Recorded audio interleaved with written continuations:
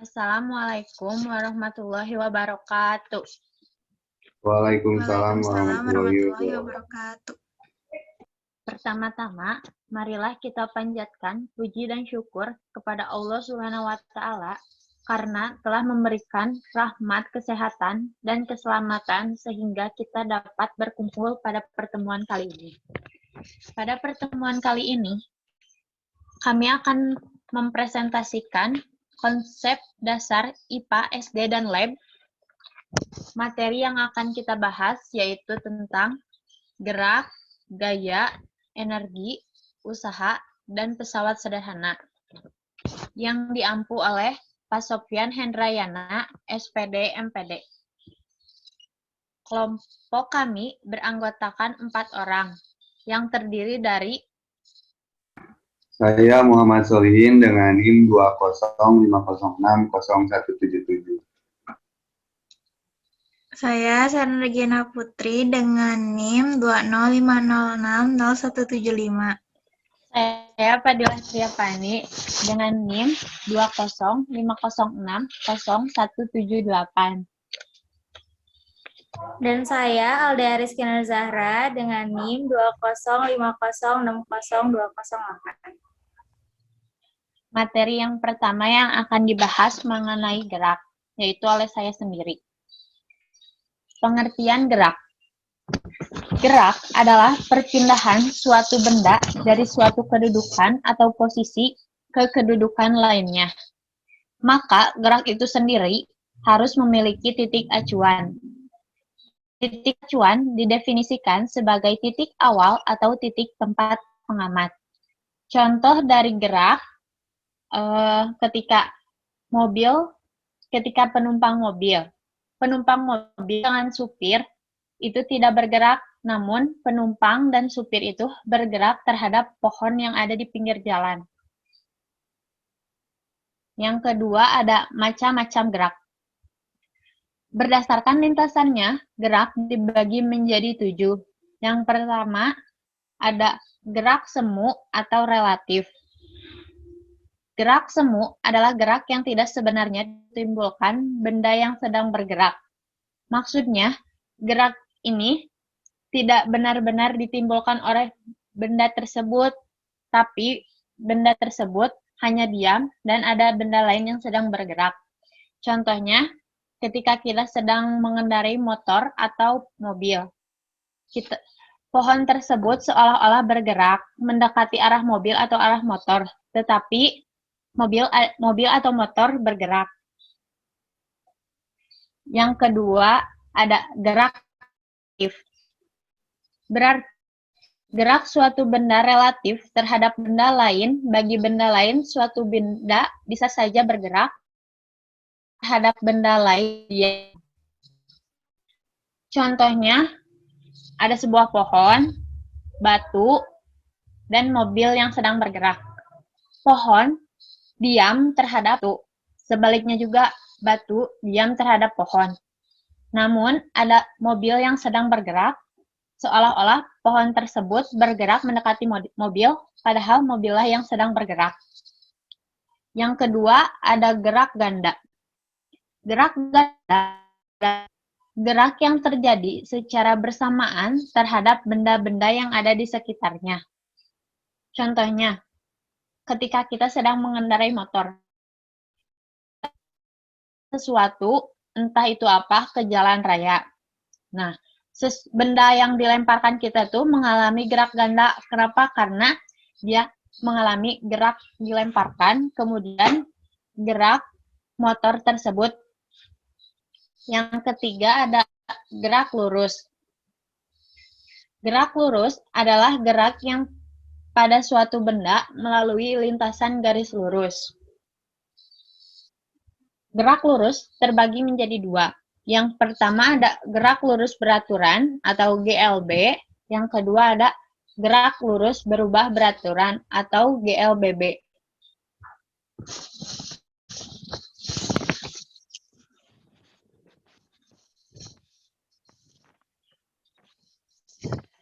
Yang pertama gerak lurus beraturan atau GLB. adalah gerak lurus pada arah mendatar dengan kecepatan v tetap atau percepatan a sama dengan 0. Yang kedua ada gerak lurus berubah beraturan atau adalah gerak lurus pada arah mendatar dengan kecepatan v yang berubah setiap saat karena adanya percepatan yang tetap. Pada umumnya, GLBB didasari oleh hukum Newton 2. SF sama dengan M dikali A. Contoh GLB dan GLBB. Ketika kita jalan raya, ada dua mobil. Mobil yang pertama, dia melaju dengan kecepatan yang tetap, dan mobil yang kedua, dia melaju dengan kecepatan yang berubah. Mobil yang pertama berada di depan mobil yang kedua. Mobil yang pertama berjalan tetap. Nah, tiba-tiba mobil yang kedua tuh melewati mobil yang pertama, yang gerak lurus berubah beraturan. GLBB dibagi menjadi dua macam. Yang pertama ada GLBB dipercepat, adalah gerak yang lintasannya lurus dengan besar perubahan kecepatannya yang makin bertambah secara konstan tiap detiknya. Contohnya, apel yang jatuh dari pohonnya. Yang kedua ada GLBB diperlambat. GLBB diperlambat adalah gerak yang lintasannya lurus dengan besar perubahan kecepatannya yang makin berkurang secara konstan tiap detiknya. Contohnya ketika mobil saat lampu merah. Persamaan ini yang digunakan pada dan GLBB. Yang pertama ada GLB, bisa dilihat itu yang pertama ada grafik V dan T, yang kedua ada grafik S dan T. Terus yang sama grafiknya S dan T juga dan V dengan T. S itu adalah jarak atau perpindahan, V kelajuan atau kecepatan, T adalah waktu yang dibutuhkan.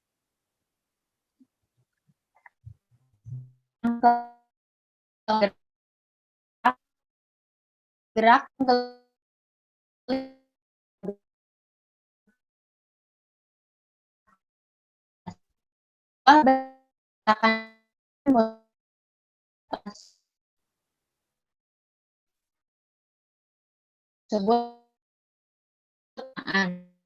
bersamaan maksudnya adalah tidak terjadi slip dan jarak tempuh dalam satu putaran sama dengan keliling benda.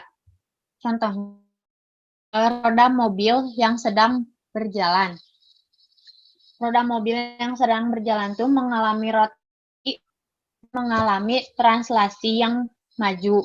Kalau misalkan contoh dari roda sendiri, ketika belakang tuh mengalami rotasi hanya karena dia tidak menggerakkan. Yang itu menggelinding pada bidang datar. Sebuah silinder pejal bermassa M dengan berjari-jari R menggelinding sepanjang bidang datar horizontal pada silinder yang diberikan gaya sebesar F.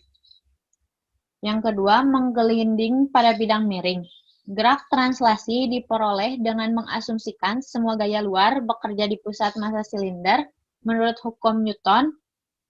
A. Persamaan gerak dalam arah normal adalah N dikurang mg cos sama dengan 0. Yang kelima ada gerak karena pengaruh gravitasi. Gerak jatuh bebas adalah gerak jatuh benda pada arah vertikal dari ketinggian H tertentu tanpa kecepatan awal atau V0 sama dengan 0. Yang kedua ada gerak vertikal ke atas.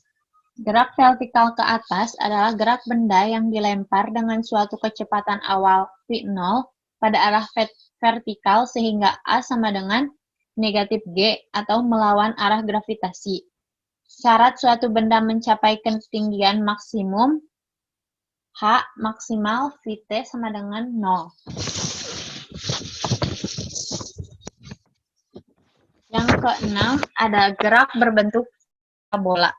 Gerak ini terdiri dari dua jenis, yaitu gerak setengah parabola. Benda yang dilempar mendatar dari suatu ketinggian tentu dianggap tersusun atas dua macam gerak, yaitu gerak pada arah sumbu X atau GLB, gerak pada arah sumbu Y, GJB atau GLBB. Yang kedua, gerak parabola yang dilempar ke atas dengan sudut tertentu juga tersusun atas dua macam gerak di mana lintasan dan kecepatan benda harus diuraikan pada X dan Y. Yang ketujuh ada gerak melingkar. Gerak melingkar terbagi menjadi dua, yaitu ada gerak melingkar beraturan atau GMB. GMB adalah melingkar dengan kecepatan sudut W tetap, kecepatan linear V selalu menyinggung lintasan, jadi sama dengan arah kecepatan sedangkan karena W tetap. Yang kedua ada gerak melingkar berubah beraturan atau GMBB. GMBB adalah gerak melingkar dengan percepatan sudut A tetap. Dalam gerak ini terdapat percepatan tangensial T sama dengan percepatan linear. Merupakan percepatan yang arahnya menyinggung lintasan lingkaran atau berhimpit dengan arah kecepatan V. Yang selanjutnya akan dijelaskan oleh teman saya. Saya akan melanjutkan presentasi dari Fadilah. Selanjutnya ada pengertian gaya. Gaya adalah dorongan atau tarikan yang diberikan pada suatu benda. Untuk melakukan suatu gaya diperlukan tenaga. Gaya dan tenaga mempunyai arti yang tidak sama, namun keduanya saling berhubungan. Gaya tidak dapat dilihat, tetapi pengaruhnya dapat dirasakan. Besar gaya dapat diukur dengan alat yang disebut dinamometer. Satuan gaya dinyatakan dalam Newton atau N. Lalu selanjutnya ada faktor yang mempengaruhi gaya. Benda dapat bergerak karena adanya gaya yang bekerja pada benda. Jika tidak ada gaya yang bekerja pada benda, maka benda tidak dapat bergerak atau berubah kedudukannya. Beberapa faktor yang mempengaruhi gerak suatu benda adalah adanya gaya gravitasi bumi dan tarikan atau dorongan yang terjadi pada benda. Yang pertama, adanya gravitasi bumi. Kamu tentu pernah melihat buah mangga yang jatuh sendiri dari pohonnya. Jatuhnya buah mangga tersebut merupakan akibat adanya gaya tarik bumi yang disebut gravitasi. Gravitasi menyebabkan benda dapat bergerak jatuh ke bawah. Apabila kita melempar bola ke atas, maka bola tersebut akan kembali ke bawah karena adanya gaya gravitasi bumi. Yang kedua, dorongan atau tarikan. Ember yang terikat dengan tali yang ada di sumur tidak dapat bergerak ke atas apabila tidak ditarik. Begitu pula mobil yang mogok akan bergerak apabila ada orang yang mendorongnya. Hal ini menunjukkan bahwa tarikan dan dorongan mempengaruhi gerak benda.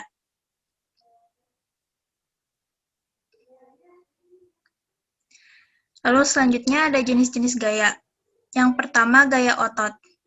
Sesuai dengan namanya, gaya otot adalah jenis gaya yang dilakukan oleh makhluk hidup yang mempunyai otot.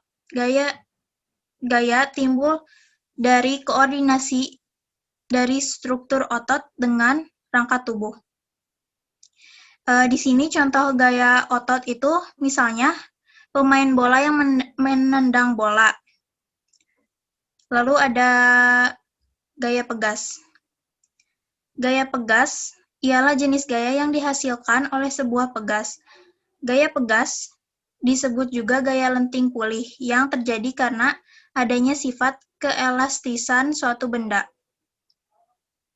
Contoh gaya pegas yaitu orang yang melompat-lompat di atas trampolin. Yang ketiga ada gaya gesek. Gaya gesek yaitu jenis gaya yang muncul karena terjadinya persentuhan langsung antara dua permukaan benda. Gaya gesek adalah gaya yang arahnya selalu berlawanan dengan arah gerak benda atau arah gaya luar.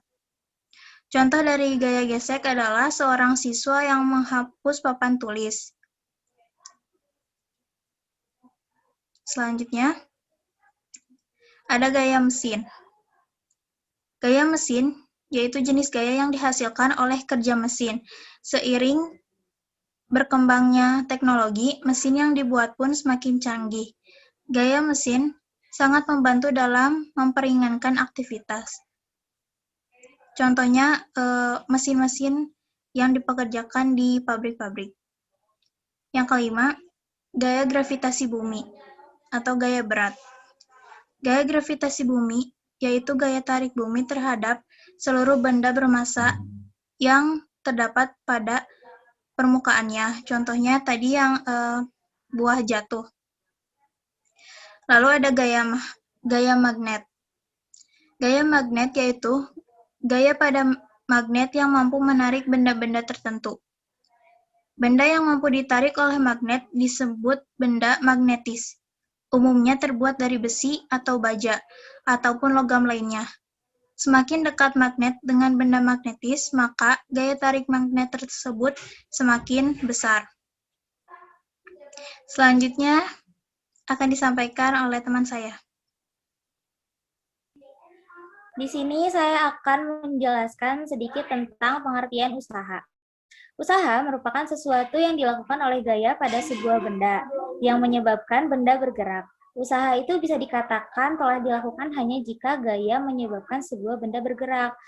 Nah, contohnya itu apabila gaya disimbolkan dengan F dan perpindahan dengan S. Secara matematis, usaha itu ditulis dalam persamaan berikut. W sama dengan F dan S. Keterangannya, W sama dengan usaha, F sama dengan gaya, S sama dengan perpindahan. Selanjutnya ada pengertian energi. Energi itu merupakan salah satu konsep yang paling penting dalam fisika. Konsep yang sangat erat kaitannya dengan usaha adalah konsep energi. Secara sederhana, energi juga merupakan kemampuan untuk melakukan usaha. Energi tidak pernah hilang, tetapi hanya dapat berubah bentuk dari satu bentuk energi menjadi bentuk energi lain. Di sini ada macam-macam energi. Yang pertama ada energi bahan fosil, yang termasuk bahan bakar fosil adalah batu bara, minyak bumi, dan gas alam. Yang kedua ada energi cahaya matahari. Nah, cahaya matahari sumber energi yang paling besar dan paling melimpah. Tanpa cahaya matahari, kehidupan di muka bumi ini tidak akan bisa berkembang. Dan yang ketiga, ada energi angin. Energi angin itu angin, yang pada akhirnya bisa digunakan untuk memutar turbin sehingga bisa menghasilkan listrik melalui generator. Selanjutnya ada energi nuklir. Energi nuklir ini adalah energi yang dihasilkan dari reaksi fisi atau pembelahan atau reaksi fusi atau pembelahan inti-inti atom. Energi nuklir ini merupakan hasil reaksi berantai yang bisa dikendalikan dengan uranium dan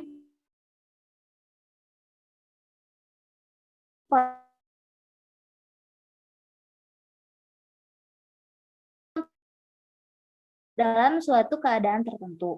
Yang nomor 6, energi kinetik. Kata kinetik ini berasal dari bahasa Yunani, yaitu kinetos yang artinya gerak. Kinetik ini benda bergerak, pasti memiliki kecepatan. Dengan demikian, kita dapat menyimpulkan bahwa energi kinetik ini merupakan energi yang memiliki benda karena geraknya atau kecepatannya.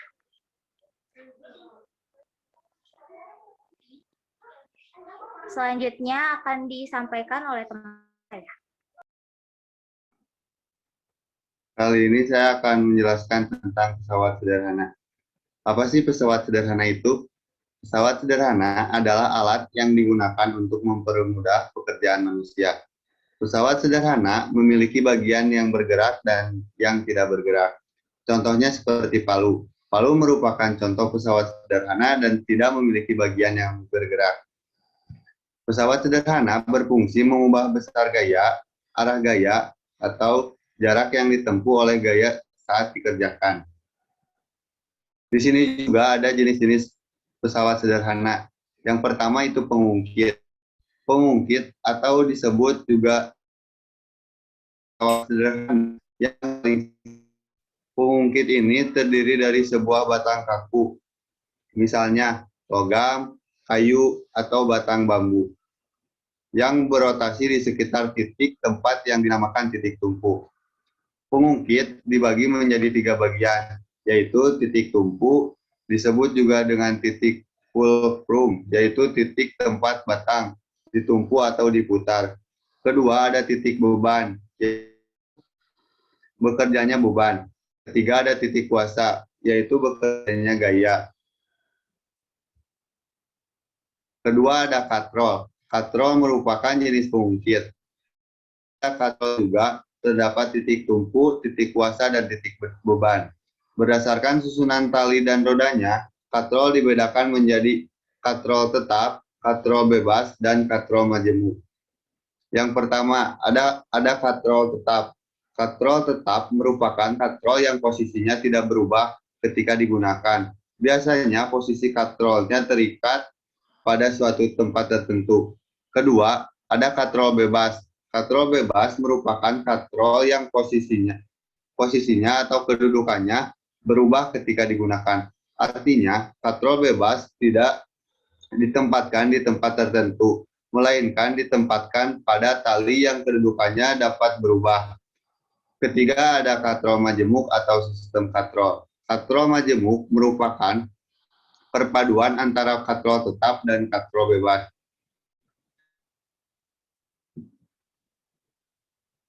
Ketiga, ada bidang miring. Bidang miring adalah suatu permukaan datar yang memiliki suatu sudut yang bukan sudut tegak lurus terhadap permukaan horizontal. Salah satu contoh bidang miring adalah tangga yang bisa kamu naiki. Keempat, ada roda dan poros. Roda dan poros merupakan salah satu jenis pesawat sederhana yang terdiri dari 2 buah silinder yang dengan jari-jari yang berbeda dan bergabung di pusatnya. Silinder berjari-jari besar dinamakan roda dan silinder berjari-jari poros. Roda digunakan untuk memindahkan benda agar lebih ringan. Roda memiliki sebuah poros dan bisa berputar pada porosnya. Salah satu contoh roda adalah roda sepeda yang bisa kamu naiki. Mungkin sekian dari kelompok kami. Terima kasih telah mendengar.